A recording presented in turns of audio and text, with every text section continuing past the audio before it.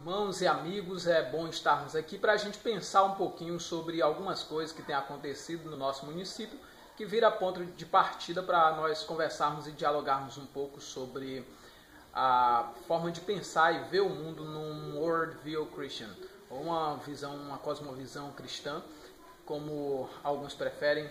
E é muito legal a gente estar discorrendo, pensando sobre todos esses aspectos. Recentemente, dia 25 do mês de julho, o mês que nós estamos, aconteceu em Esperantinópolis um julgamento com um júri popular. E às vezes a gente fica se perguntando algumas coisas que são importantes. Como somos leigos na área do direito e nem queremos nessa área nos aventurar, mas vale a pena perguntar e a gente refletir, quem sabe nos comentários alguém posta alguma coisa que nos instrua melhor. Mas como é possível alguém ser condenado a 52 anos de prisão num país que só autoriza uma reclusão preventiva de no máximo 30 anos, ficando 22 anos aí de sobra ou de excedência naquilo que é o limite previsto, né? A gente se pergunta e como leigo ficamos aqui sem muitas informações, mas o importante é que o julgamento aconteceu e também gerou uma outra pergunta, não é? Quais foram os critérios ou quais são os motivos que levam a duas pessoas condenadas pelo mesmo crime ter sentenças totalmente diferentes, uma da outra, diametralmente opostas? São perguntas que a gente faz e por sermos leigos no direito a gente pensa, porque um tinha advogados melhores e o outro não tinha advogados tão bons quanto o que conseguiu a inocência de um, mas não conseguiu persuadir o júri popular a inocentar o outro. São coisas que pensamos. O correto é aquilo que foi decidido, é aquilo que está nos autos da denúncia, é aquilo que a jurisprudência, que é melhor do que eu e você leigo nessas avaliações, decidiu. E assim confiamos na nossa justiça, naqueles que estão creditados como pessoas hábeis e capacitadas para tal julgamento. Mas aí nós vamos nos perguntar também sobre outra coisa que é igualmente importante. Houve então um julgamento na Bíblia, onde algumas pessoas foram condenadas à pena capital, à morte. Eram dois homens que foram condenados à morte no capítulo 23 do Santo Evangelho de Mateus. E os dois também condenados pelo mesmo crime tiveram sentenças totalmente diferentes. Não no ponto de vista da corte terrena, da corte humana, da corte daquele país. A corte daquele país, na época na jurisdição romana, condenou ambos à pena capital, morte. Mas ali estava o Senhor Jesus, aquele que pode julgar vivos e mortos. E quando estava na cruz, a um ele deu a vida eterna e ao outro ele não deu. Por que dá a vida eterna para um e não dá a vida eterna para o outro?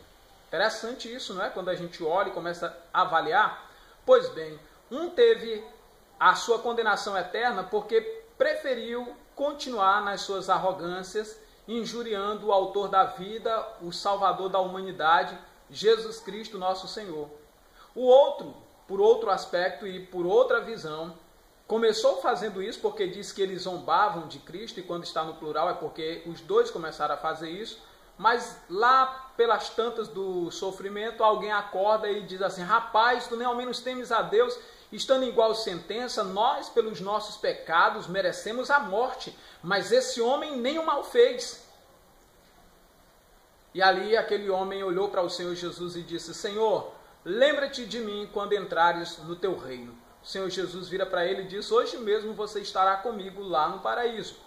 Aquele homem teve a sua vida eterna decretada, a sua salvação ali ordenada por aquele que é o único mediador entre Deus e os homens, cujo nome não há salvação em nenhum outro, porque acima nos céus e abaixo na terra nenhum outro nome há dado entre os homens, pelo qual importa que sejamos salvos, senão o nome de Jesus.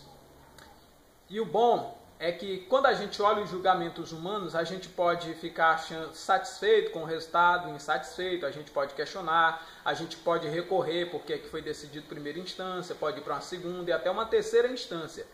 Mas haverá um dia que depois dos tribunais humanos, você vai se deparar com o tribunal de Cristo. E naquele dia todos os povos da terra serão reunidos na sua presença. E ele há de julgar vivos e mortos. Como a palavra de Deus fala lá no livro de Atos, que há um dia em que Deus reservou, em que com justiça ele vai julgar todos os moradores da terra por meio do varão que ele credenciou, que ele creditou para essa hora e para esse momento, e o seu nome é Jesus Cristo. E nesse dia, como disse Amós, um profeta, o inocente não será tido por culpado e o culpado não será tido por inocente. Ao mal ele não dirá que é bom e ao bom ele não dirá que é mal. Ele também não julgará segundo um júri popular. Ele vai julgar segundo tudo que a seu respeito está escrito nos livros da vida, porque a sua vida está toda computada por aquele que é simplesmente onisciente, onipresente, onipotente, o eterno, altíssimo nosso Deus. Bendito seja o seu nome. Assim, todas as coisas estão claras e evidentes aos olhos daquele que tudo criou. Nada há encoberto diante dele, e assim ninguém será lesado, ninguém sofrerá um julgamento temerário, porque ele foi quem proibiu, dizendo aos homens, não julguem segundo a aparência, mas segundo a reta justiça. E assim, meu amado amigo, é a tranquilidade que temos, que todas as pessoas serão julgadas com justiça. Talvez você me diga, pastor, e aqueles que não tiveram acesso ao evangelho, como será o julgamento dele? Com justiça, cheio de misericórdia, e o Eterno não vai condenar entre eles o inocente, também não vai condenar, não vai inocentar entre eles os culpados. Todos terão um julgamento a contento, perfeito, porque será feito por aquele que é o autor da perfeição, o autor da vida, o dono da justiça, ele que em si é a justiça. Jeová Tsidkenu, ele há de fazer tudo isso sobre a face da terra. Então, o que as Escrituras nos diz é: prepara-te, ó Israel, para encontrares com o Senhor teu Deus. A palavra de Deus diz que quando a gente olhar alguém deixando de ir para os cultos, deixando de atender aos serviços sagrados, nós devemos admoestar um ao outro, tanto mais quanto vemos que está se aproximando aquele dia. Que eu e você estejamos prontos para o retorno de Jesus e para o dia do seu julgamento.